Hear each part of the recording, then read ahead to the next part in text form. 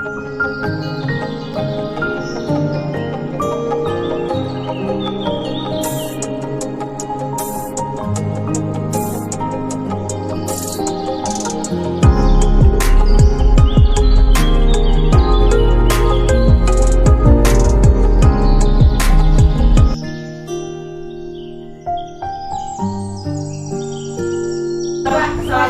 warahmatullahi wabarakatuh. Waalaikumsalam warahmatullahi wabarakatuh. Bapak dan Ibu, hari ini saya Hamidiah Munaimah dan Saya Maida Putri SPD akan melakukan diseminasi modul 1.4 mengenai budaya positif. Bapak dan Ibu, konsep isi budaya positif adalah kita mulai dari perubahan paradigma belajar, kebutuhan dasar manusia, disiplin positif, motivasi perilaku manusia, keyakinan kelas, segitiga fungsi, nilai-nilai kebijakan dan posisi kontrol guru. Bapak dan Ibu, ini semua akan kita pelajari dalam budaya positif. Kita mulai dari yang pertama mengenai kebutuhan dasar manusia. Dari perubahan paradigma. Cobalah buka. Anda adalah A. Dan tugas Anda adalah memakai satu tangan Anda. Jadi Bapak Ibu kita demonstrasikan seperti yang tertera di layar.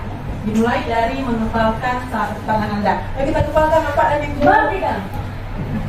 Coba Anda bayangkan bahwa Anda menyimpan sesuatu yang berharga dalam kepalan tangan Anda.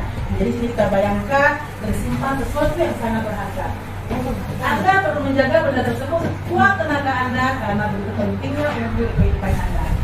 Nah, Bapak Ibu, teman di samping Anda, cobalah untuk membuka tangan Anda. Jadi kalau seandainya Ibu Irwana di sampingnya Ibu Asmanita, coba buka kepalan tangan Ibu Asmanita. Ini coba usahakan buka kepalan tangannya Ibu Irwana. Nah, begitu juga dengan Ibu Anggi dan Ibu Erna, Ibu Rika, Ibu Yanti. Mungkin bisa ke belakang gitu. Jadi masing-masing kolaborasi mencari temannya. Tadi misalnya kalau Bapak Ibu, teman Anda ini boleh memuju juga boleh segala macam. Yang penting ini apa isinya? Kayak ayuan, Bapak Ibu di sini ya. Bapak, bagaimana? Dengan semangat ini. Bisa. Ayo. Buka.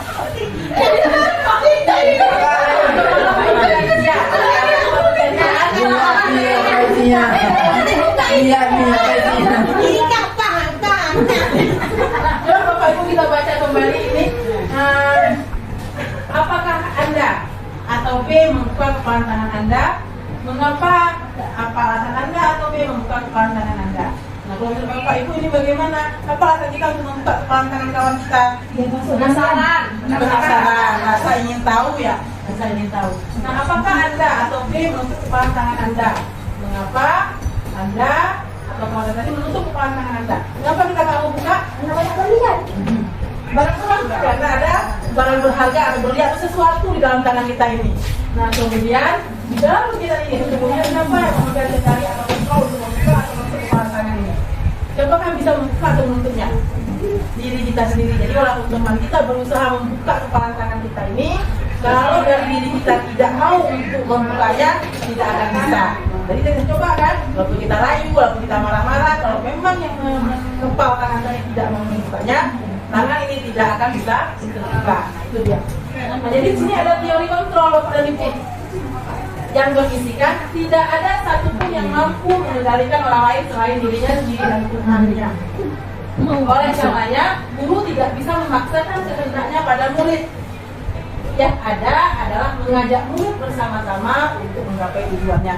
Nah, di paragraf pertama tadi ini kita sudah mengimplementasikannya dalam hal mengepal tangan tadi. Tapi walau sebagaimanapun usaha kita untuk membuka kepala tangan tadi tidak bisa kalau yang punya tangan tadi tidak mau membukanya sendiri. Nah, begitu juga dengan murid. Bagaimanapun kita memaksanya untuk bisa belajar atau untuk berusaha, dia tidak akan mau. Tapi apa juga lakukan mengajak murid bersama-sama. Jadi kita tidak menuntut anak ini, tapi bersama-sama kita menuntut anak agar mereka mau berubah ke arah yang lebih baik. Nah, memaksa murid menjadi seperti kita adalah hal yang tidak bijak. Jadi biarkan anak berkembang sesuai dengan kodratnya. Cara yang paling baik yaitu dengan mengajak mereka melihat kembali tujuan dari belajar itu apa. Setelah menyadari hal tersebut, siswa dengan sendirinya akan timbul tanggung jawab untuk membuktikan kebolehan mereka.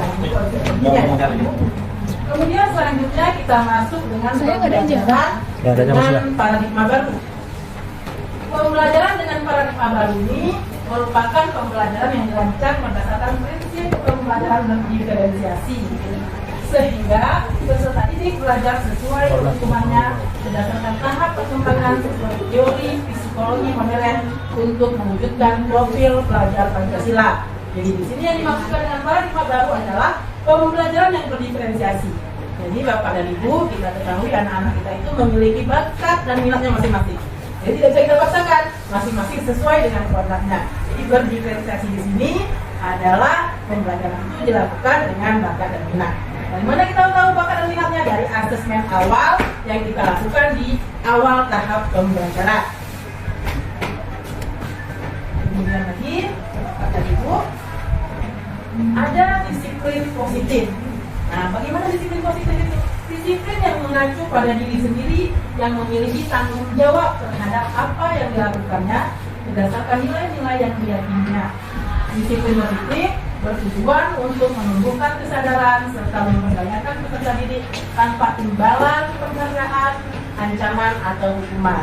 Jadi anak-anak kita ini peserta didik sadar dengan kesadarannya sendiri, ikhlas melakukan disiplin yang telah ditetapkan oleh keyakinan-keyakinan kelas di sekolah.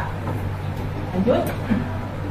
Sebagai pendidik, tujuan kita adalah menciptakan peserta didik yang memiliki disiplin, hingga mereka berperilaku mengacu pada nilai-nilai kebaikan universal dan memiliki motivasi intrinsik dalam perilaku ke arah yang lebih baik.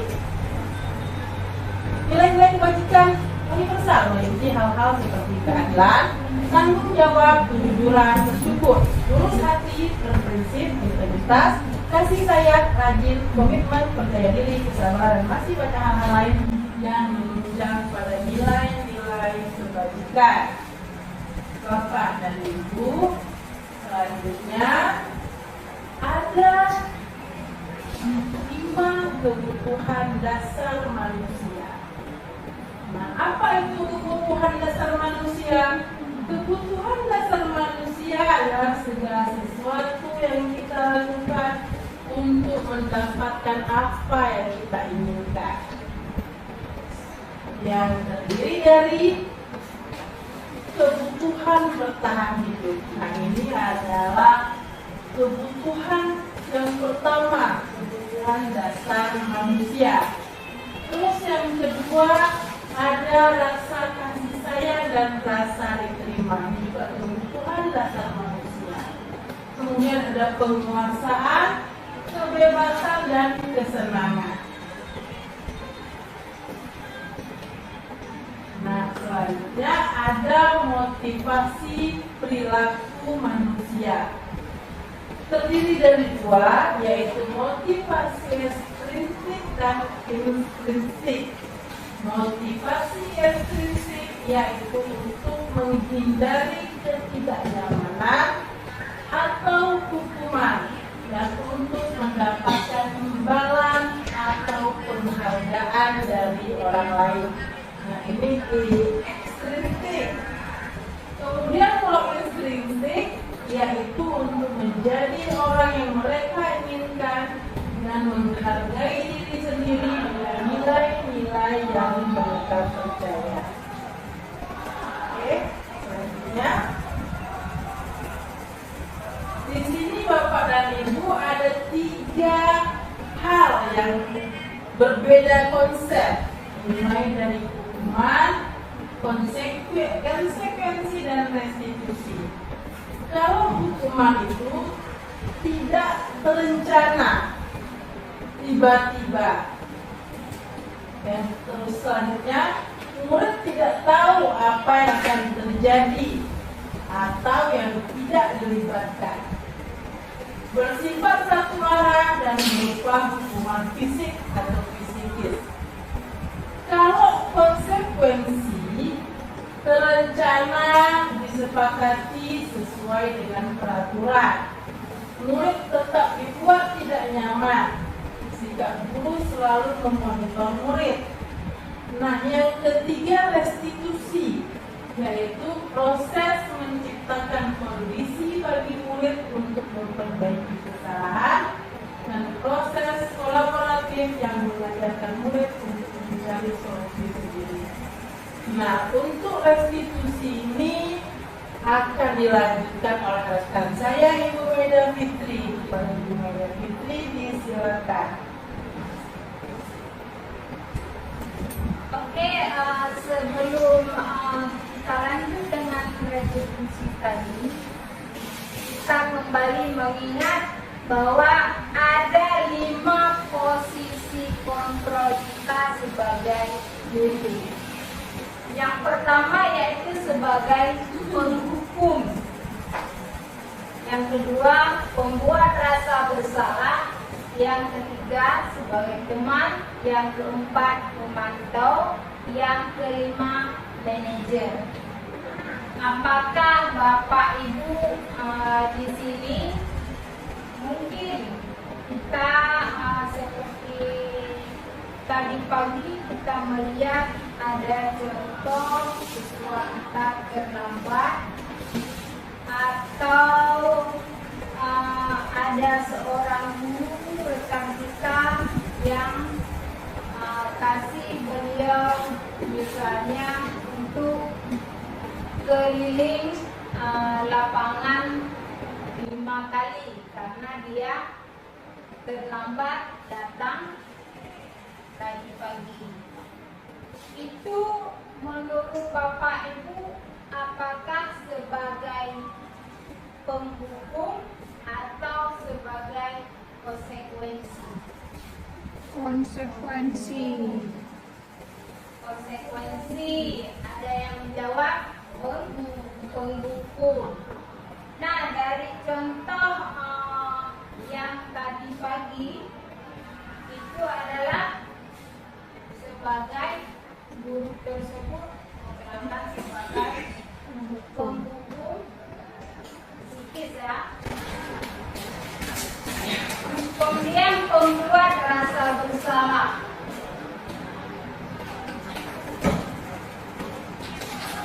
Ini yang tadi penghukum membersihkan WC juga. Membuat rasa bersalah, beberapa kali ibu bapak harus memberitahu kamu selalu saja mengecewakan ibu bapak. Contohnya membuat rasa bersalah. Di sini ada saya tampilkan sebuah video.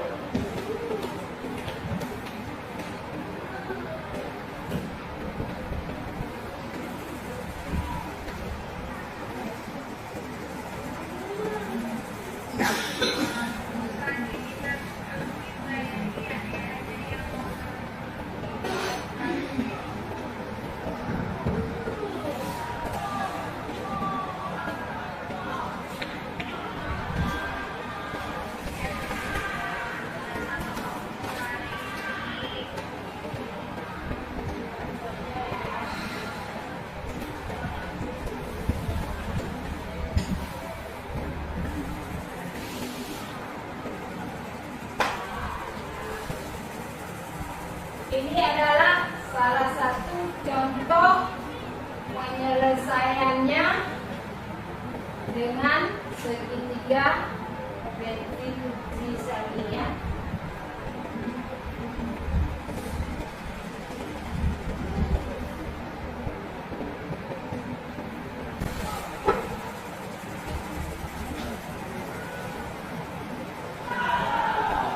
Oke. Tadi adalah sebagai contoh untuk kesadaran ya, membangunkan kesadaran dia.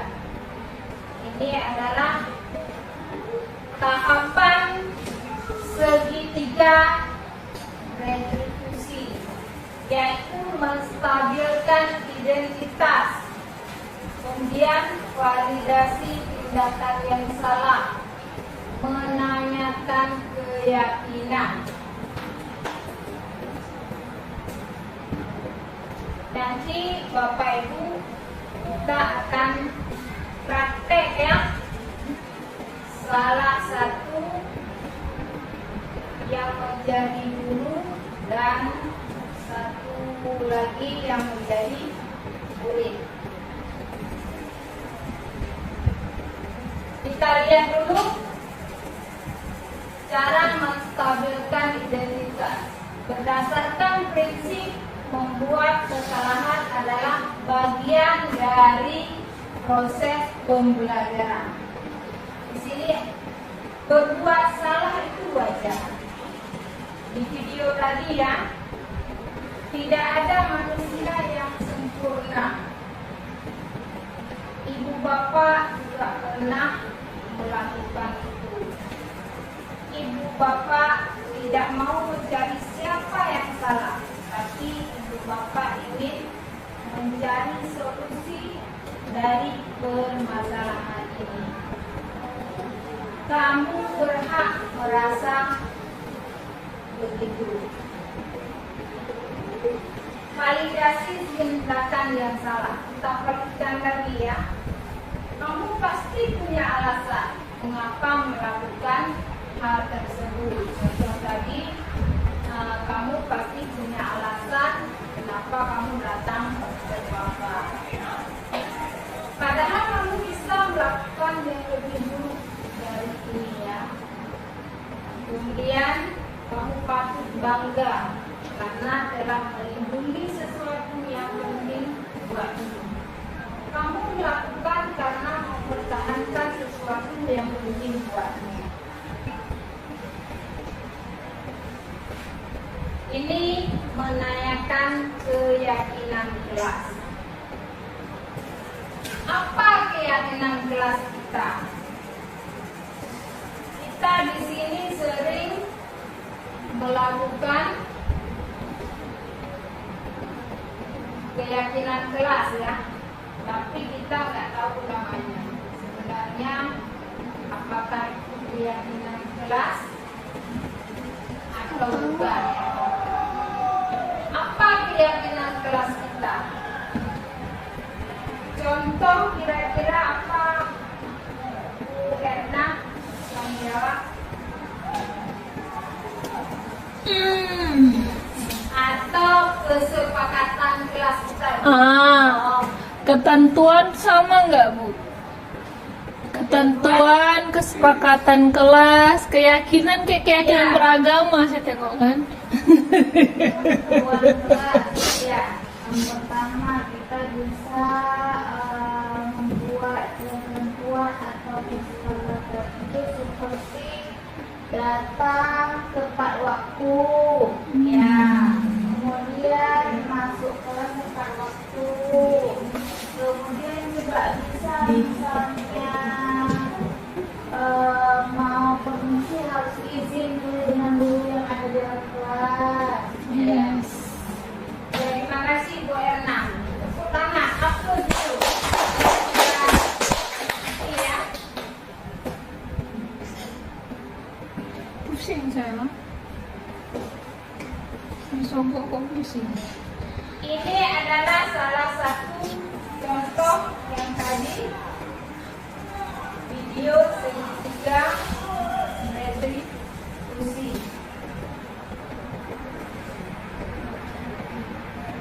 Posisi kontrol apakah dalam yang ada dalam video tersebut? Ini ya Bapak Ibu, saya kecewa sekali dengan kamu. Saya Siapa? kecewa. Muhammad Syahrini tadi ya. Oh. Kemudian jangan pulang dulu sebelum pulang. Nanti ibu dimarahi kepala sekolah. Itu adalah salah satu keyakinan kelas Bu Erna tadi ya. Udah nggak apa-apa.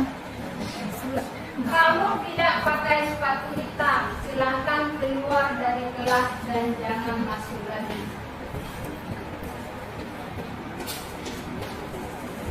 Sepakat Kemudian, kan ya. Posisi kontrol apakah ini kamu tidak membawa baju olahraga, maka kamu tidak boleh ikut ke lapangan.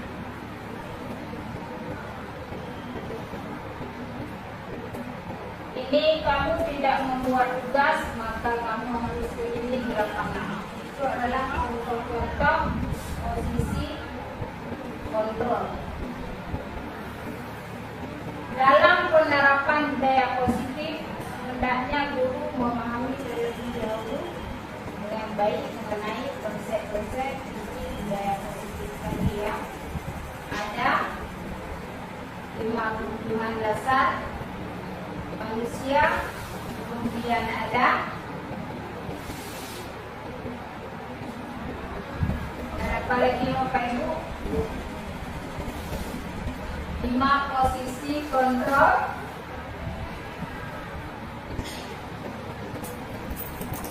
Satu lagi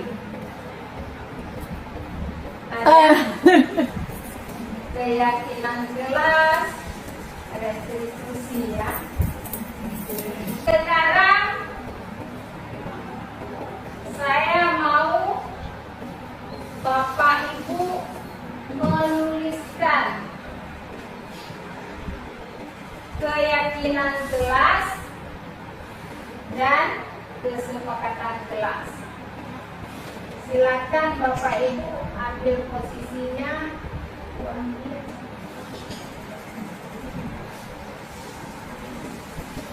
Ini ya Bapak Ibu.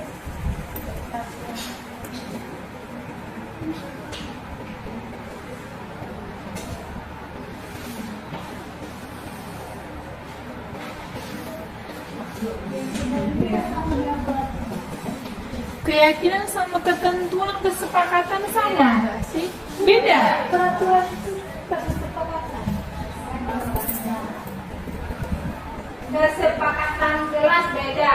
Contohnya Bapak Ibu, kalau keyakinan, ini keyakinan ya. Contoh, saya setiap pergi naik kendaraan bermotor, itu saya selalu pakai helm. Bukan karena aturannya, tetapi karena keselamatan saya. Itu keyakinan. Karena memang sudah yakin untuk keselamatannya. Nah, kalau misalnya di ruang kelas, siswa selalu piket tepat waktu. Itu juga keyakinan.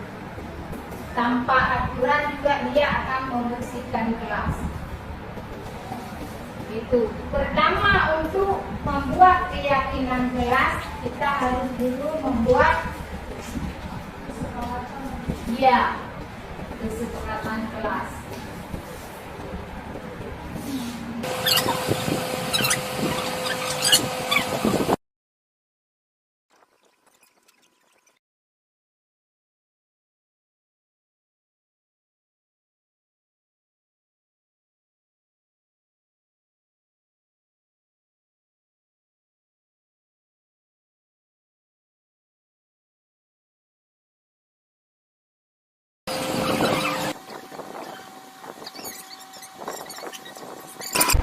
Tepat waktu.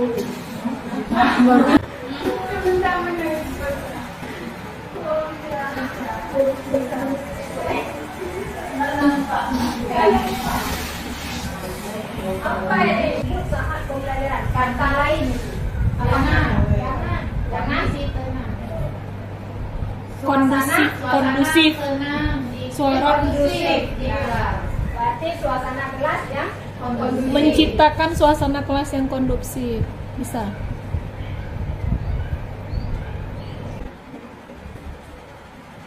Yang menciptakan suasana kelas yang kondusif ya.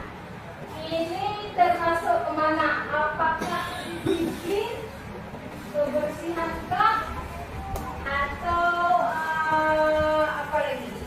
Keselamatan, disiplin.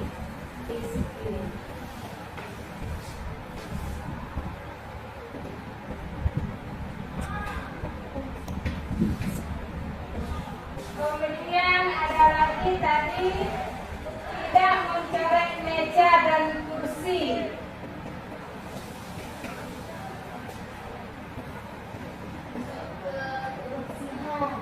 Kebersihan ya.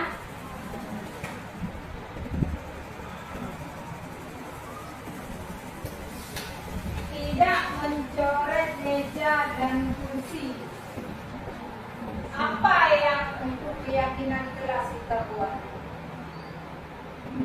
Menjaga perlengkapan kelas. Menjaga kebersihan kelas.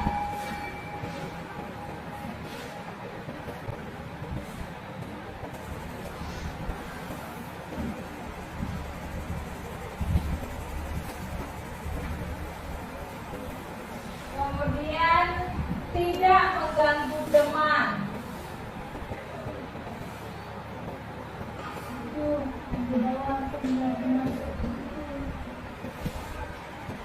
Masuk ke menciptakan suasana kelas yang kondusif.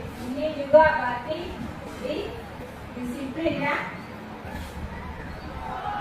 Kemudian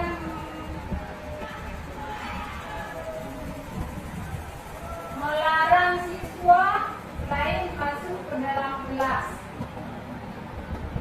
Berarti disiplin juga. Berarti menciptakan suasana kelas yang kondusif. Ini ya.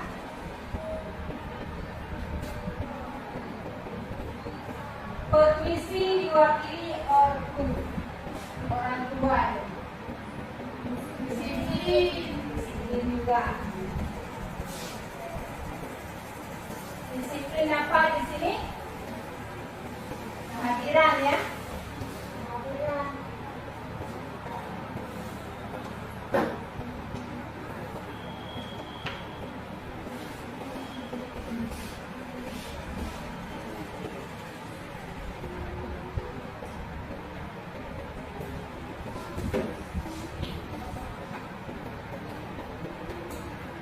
Hadir tepat waktu.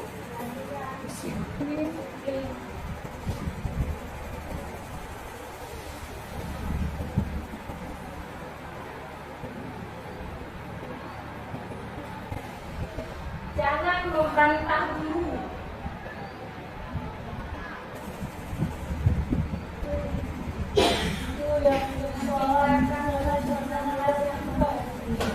Menciptakan suasana kelas yang kondusif ya.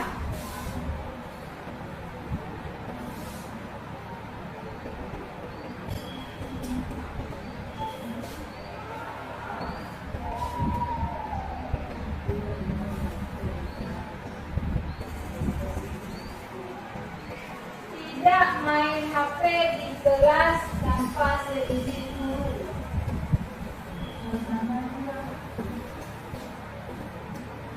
Disiplin juga kan? Apa kita buat keyakinan kelasnya, kata-katanya? Tidak main HP di kelas tanpa seizin guru. Menjaga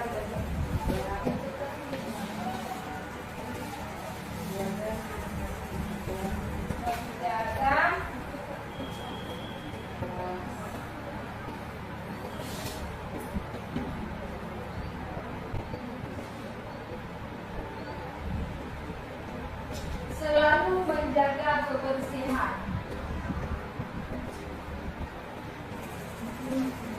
Isi buang sampah sembarangan ya.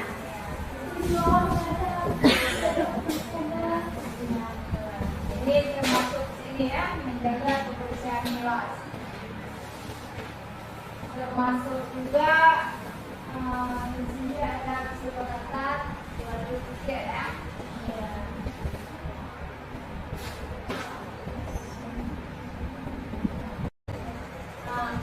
Siswa selalu mengerjakan tugas yang diberikan. Apa kita kira-kira kita buat di kelas?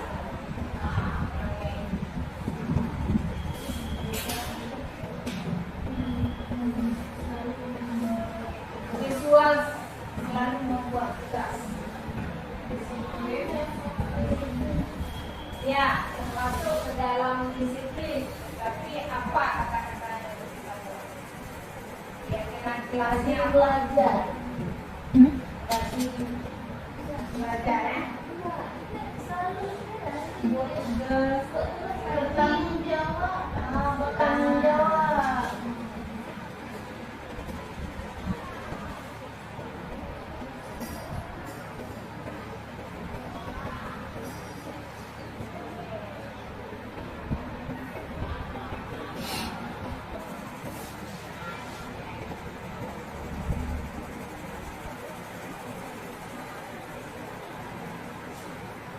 Ini disiplin juga ya.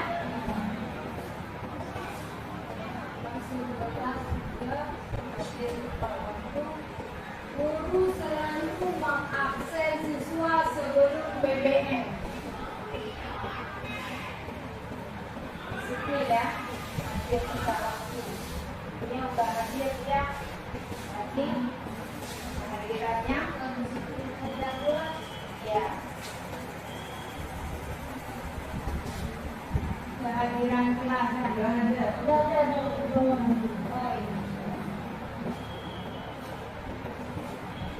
belum proses belajar mengajar ruang kelas harus dilakukan bersih. Ini menjaga kebersihan ya. Ada di sini. Kemudian membuat tugas lagi yang ini, tapi sudah ada tadi tanggung jawab atas tugasnya.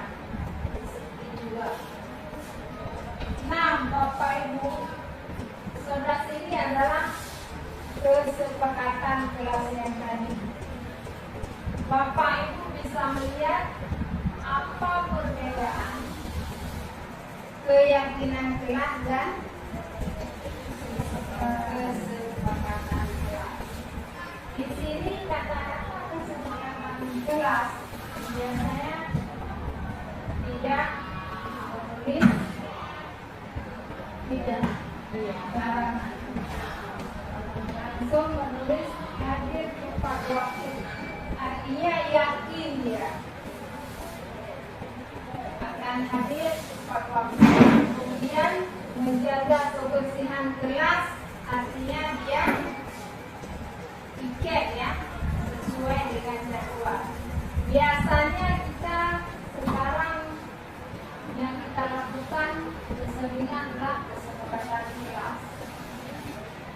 Sebelum uang kita yang menjadi uang yang ideal, maka kita harus dulu kesepakatan kelas. Kemudian kita buat keyakinan kelasnya, tanpa disuruh mereka akan menjalankannya. Bapak Ibu, di sini adakah pertanyaan? Ada Pak? Silakan. Saya lihat tadi berarti kekurangannya satu lagi. Penambahan Pak Hamya. Ya, boleh apa Pak? Itu sebelum memulainya itu harus ada berdoa dulu ada. Ada juga di situ, mengajar kita.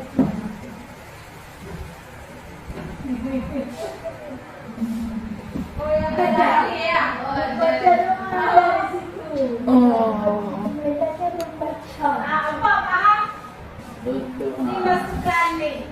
Berdoa. Terima kasih Bang. Sebelum belajar. Ini masih kosong ya. Sebelum belajar itu nggak ada apa-apa. Ada tulis di situ. Iya. Ini ada kosong satu.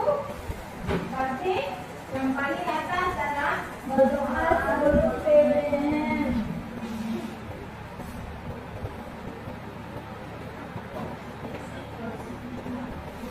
Mana tuh kamu?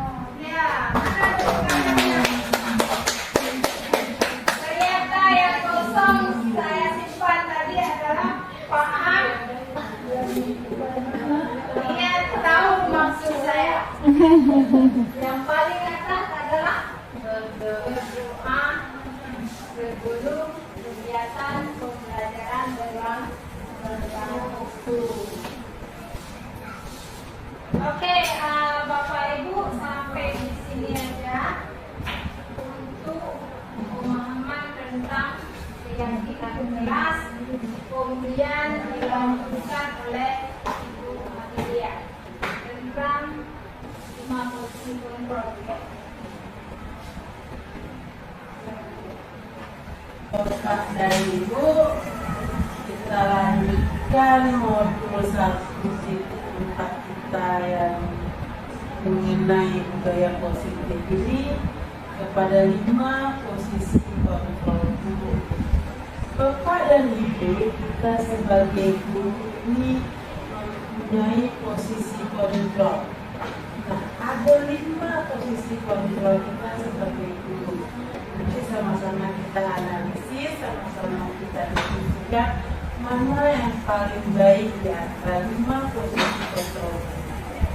Yang pertama, posisi kontrol itu sebagai penghukum. Nah, di sini terkadang guru itu secara refleks jika melihat ada kesalahan daripada peserta didik, dia langsung memanggil dan menghukum siswa itu tanpa mengetahui apa masalah siswa. Misal, katakanlah ada siswa yang terlambat.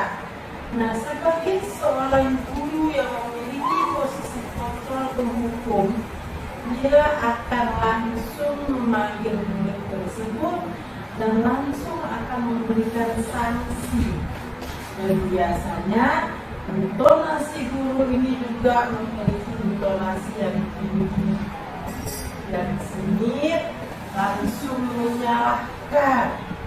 Nah, Bapak Ibu, sebagai guru, bolehkah kita menerapkan posisi kontrol ini? Nah, posisi kontrol sebagai guru sebaiknya kita tinggalkan, jangan kita lakukan. Kenapa? Karena seperti yang tadi disampaikan oleh rekan saya, Waidah Fitri, setiap kesalahan itu bisa kita diskusikan dengan salah satu caranya menggunakan restitusi. Jadi bisa kita identifikasi dulu masalahnya, kita validasi kesalahannya, dan kita putuskan kembali apakah dia telah melanggar keyakinan kelas. Dan anak tersebutlah yang akan menentukan sendiri apa konsekuensi yang harus dia jalani dengan dia telah melanggar keyakinan kelas. Nah, kemudian yang kedua, posisi kontrol guru ini sebagai pembuat rasa bersalah. Nah, misalkan posisi pembuat rasa bersalah ini, kalau tadi penghukum itu dia lebih kepada fisiknya, langsung memberikan hukuman. Tapi kalau posisi membuat rasa bersalah ini, guru ini lebih menghakimi ke psikologinya. Nah, jadi guru ini seperti menghakimi anak melalui psikologi. Misal, dia akan menyampaikan dengan kata-kata yang sedikit membuat anak merasa bersalah, tidak tahu harus berkata apa. Nah, misalkan, ini kalau kamu buat seperti ini, kok ibu kena marah sama kepala sekolah. Jadi anak itu merasa bersalah. Nah, dampak dari anak merasa bersalah ini sebenarnya hampir sama dengan penghukum tadi. Cuma yang ini dikenai ke segi psikologinya. Cuma anak ini akan merasa terus-menerus merasa bersalah dan akan mempengaruhi dampak psikologi. Nah, Bapak dan Ibu, kalau menurut Bapak dan Ibu, bisakah kita menggunakan posisi kontrol sebagai pembuat rasa bersalah? Tidak bagus juga ya Bapak Ibu, karena ini konsekuensinya atau hukumannya lebih mengarah ke psikologi anak. anak merasa tertekan. Nah, kalau tadi penghukum itu mungkin fisiknya, mungkin disuruh push up, disuruh diri atau segala macam. Tapi kalau pembuat rasa bersalah ini faktor psikologinya anak akan tertekan dengan hal-hal yang kita lakukan. Kemudian ada juga posisi kontrol diri sebagai teman.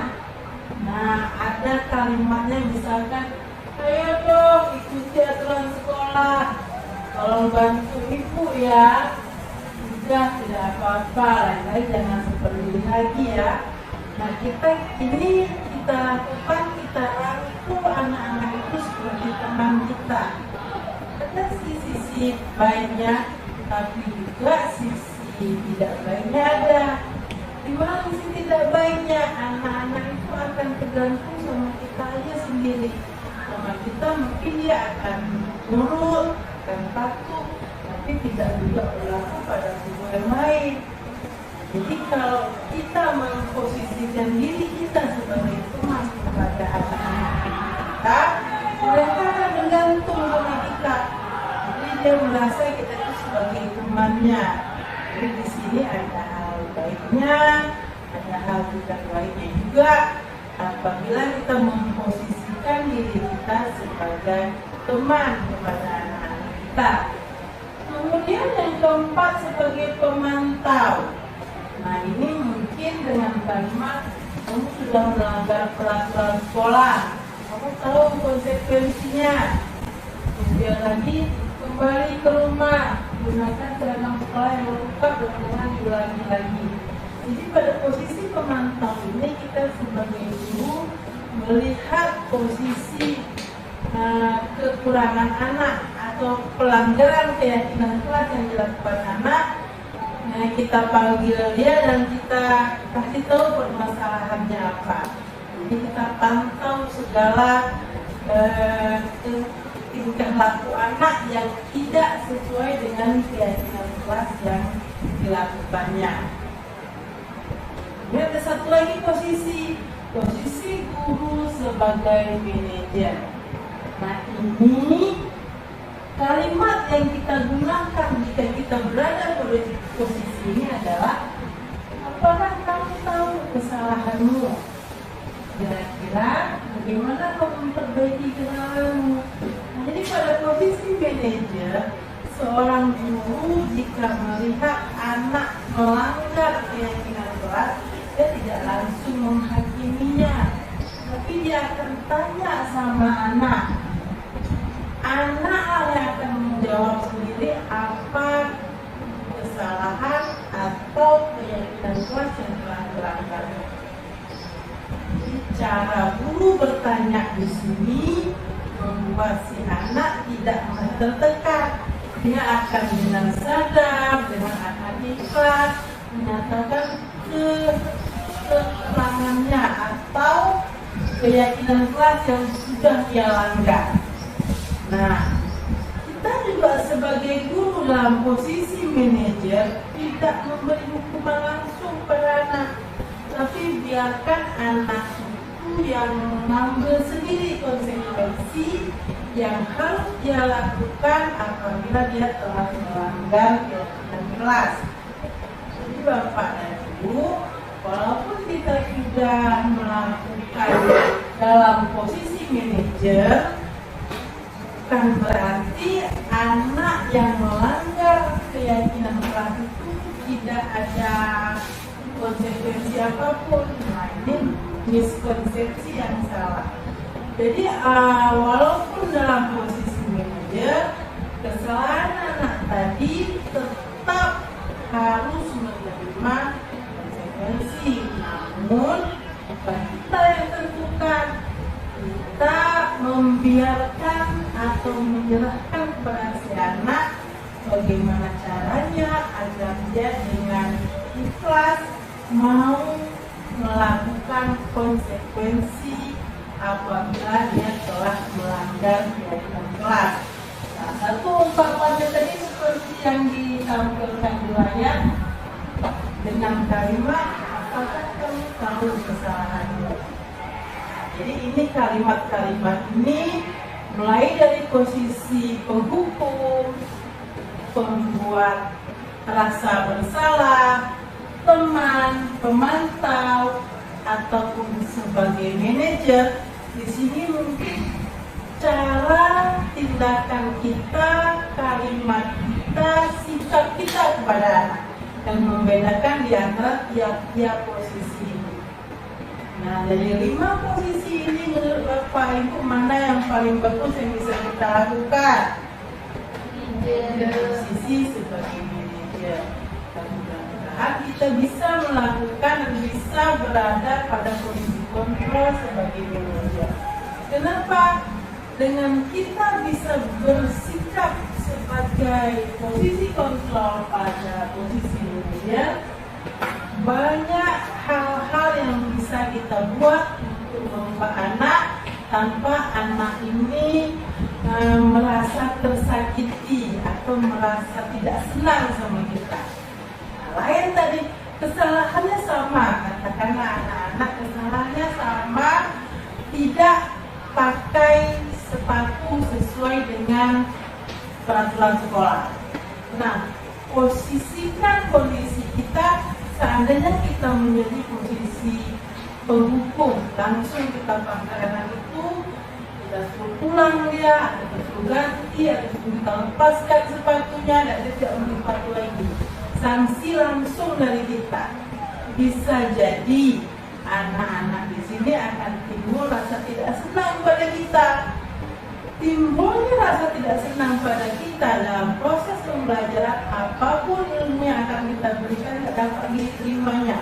Itu namanya faktor psikologi. Itu merasa gimana ya? Merasa kesal, merasa benci lah sama kita.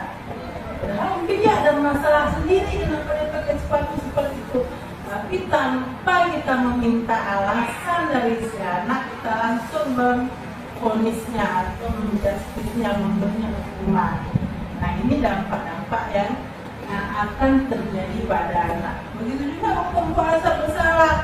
Mungkin dia merasa kita tidak memberi apa-apa, tapi mental dia merasa akan tertekan. Ini juga suatu hal yang tidak baik kita lakukan sebagai seorang guru. Nah, kalau sebagai teman, sama kita dia bisa merasa senang, tapi belum tentu sama yang lain gitu. Begitu juga dengan pemantau. Tapi posisi yang paling baik pada posisi kita sebagai manajer, maka dalam memberikan konsekuensi jika anak melanggar keyakinan kelas, anak itu tidak merasa tidak senang kepada kita. Dia dengan ikhlas akan menyadari kesalahannya dan juga dengan ikhlas akan melaksanakan konsekuensinya sendiri dan juga akan merubahnya ke depan, tidak mengulangi lagi. Nah, ini semua dilakukan dengan rasa keikhlasan. Mungkin Bapak dan Ibu ada yang ingin ditanyakan?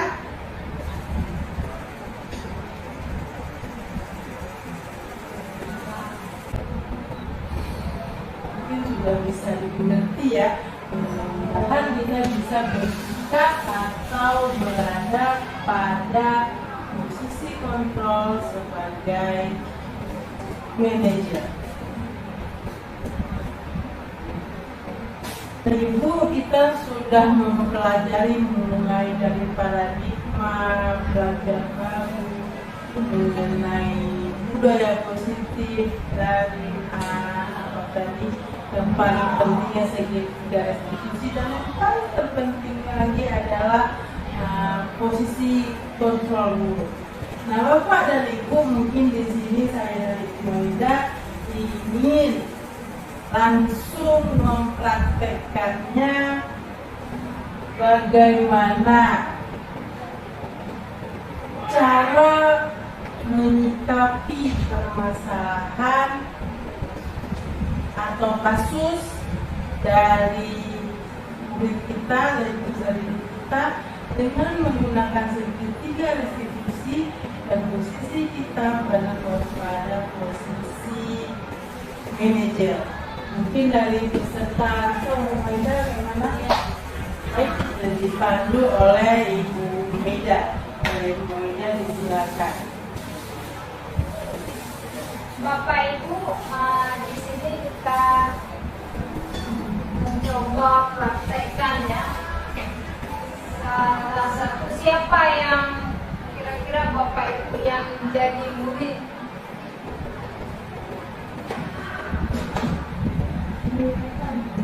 Kasusnya adalah ada seorang siswa kita datang terlambat tadi pagi. Ini berarti ada siswa atau muridnya yang datang terlambat. Prakteknya ya. Kemudian ada guru yang mengambil posisi kontrol yang bagaimana itu Bapak mengambilnya? Apakah sebagai manajer? Nanti dipraktekkan kata-katanya sebagai action. Siapa Bapak Ibu yang bersedia? Atau ada kasus lain yang Bapak Ibu sendiri temukan di sekolah? Siapa kira-kira yang menjadi murid? Bu Erna. Yang menjadi guru? Ibu Asmarita. Oke, aku dulu. Ya.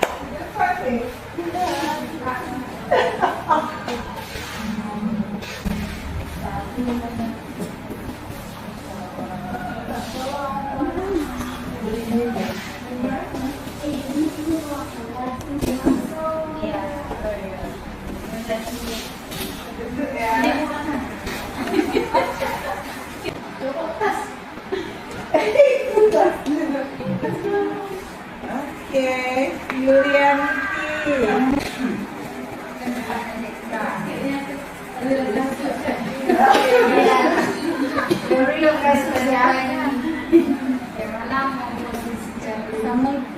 Waalaikumsalam. Sulis, kenapa kamu terlambat? Oh, kamu kira ibu dukun kok kamu nggak bilang terus ibu tahu. Kasih tahu lah sama ibu dulu, baru ibu tahu kenapa kamu terlambat. Nah, jadi ini sesuai dengan keyakinan kelas yang udah kita buat sebelumnya. Kamu tahu nggak kalau kamu hari ini salah? Apa hukumannya? Tidak. Kamu sudah melanggar keyakinan kelas yang udah kita sepakati.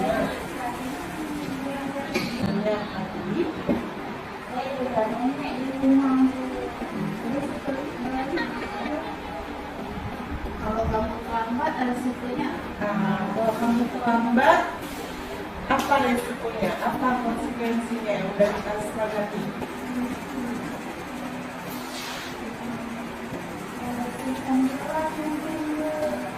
Yang lain? Yang pilih sendiri. Ya. Besok-besok kalau memang dia ini bangunnya lebih cepat supaya kamu tidak terlambat. Kamu kondisikan waktunya jam berapa kamu harus sampai sekolah, jam berapa kamu batasnya bisa jaga ini. Oke, besok jangan diulangi lagi ya, Sulis.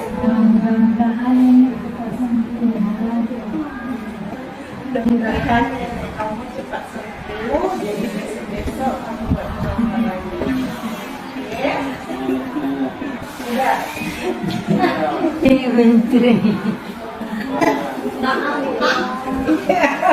Kita applause.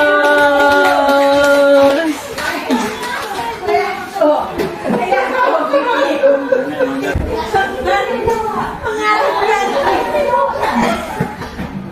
satu lagi.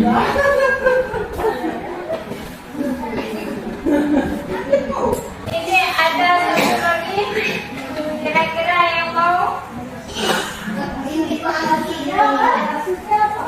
Kasusnya yang ada di sekolah kita dulu. Oh, kuling aja. Oh, cabut dari kelas, Bu. Ya, ya.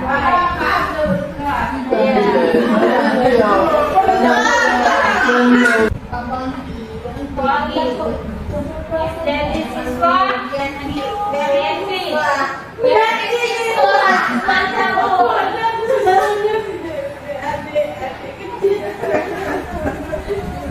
Salam. Dari mana kamu? Di lokal dulu. Kan pelajaran itu udah mulai. Rambutnya yang bagus. Terlambat atau siapa?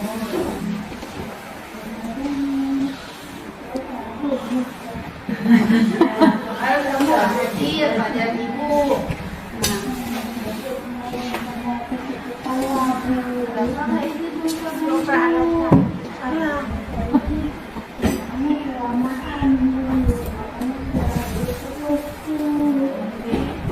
Kan ibu ada di lokal, jadi soalnya kamu tak izin dulu, kan itu masuk ke kelas nih.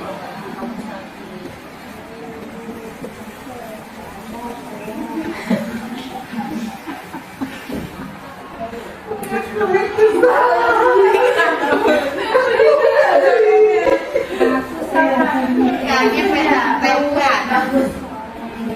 Sebesar jangan diulang lagi ya. Kalau kamu cabut, kamu hilangkan kenangan. Nah, Anda di pada hadir aja belum tentu kita yang sembuh. Oh, alhamdulillah. Nah, hari ini kamu melanggar kesepakatan apa yang pernah kita buat? Iya, iya. Berarti kamu melanggar aturan yang harusnya datang tepat waktu menjadi pelajaran. Nanti lagi ya, Duna.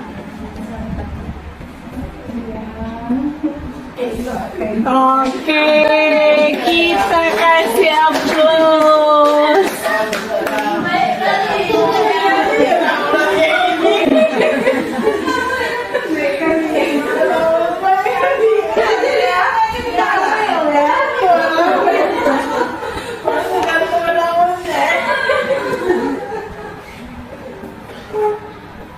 Itulah dua kasus tadi ya. Satu, kita memposisikan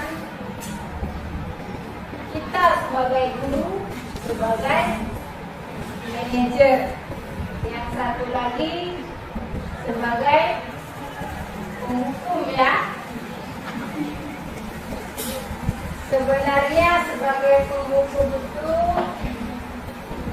kita tidak untuk dipakai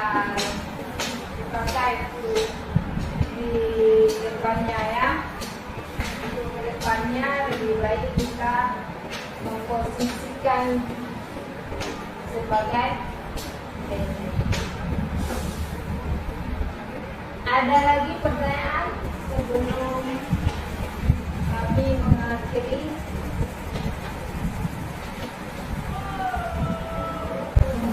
Ini pertanyaan itu kan contoh penerapan 5 posisi kontrol dari 1 sampai 5.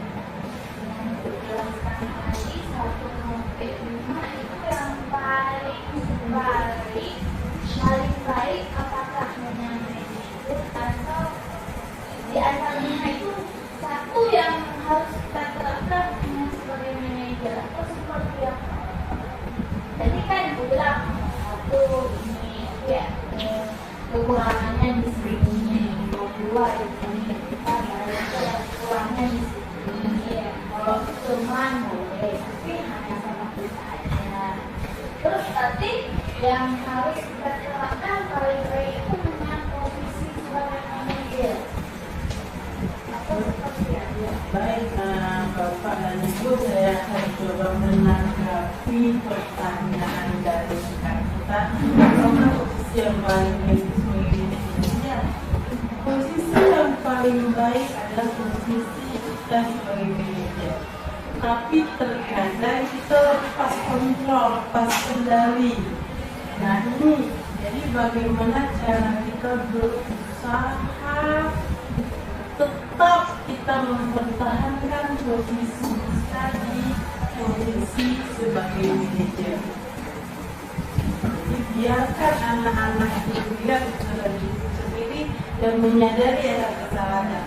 Jadi trik, strategi dan cara kita bagaimana kita tetap selalu bisa mempertahankan diri kita pada posisi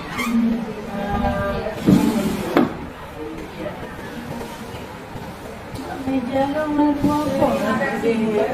apa nanti nak Kalau Bapak dan Ibu, kalau memang tidak ada pertanyaan lain lagi, atau mungkin ada dari Ibu Tuti, baik. Kalau memang tidak ada lagi pertanyaan lain, kami akhiri destinasi kami pada nomor 4 budaya positif. Saya Widya Agopema SPD dan rekan saya kami akhiri dengan Assalamualaikum warahmatullahi wabarakatuh. Waalaikumsalam.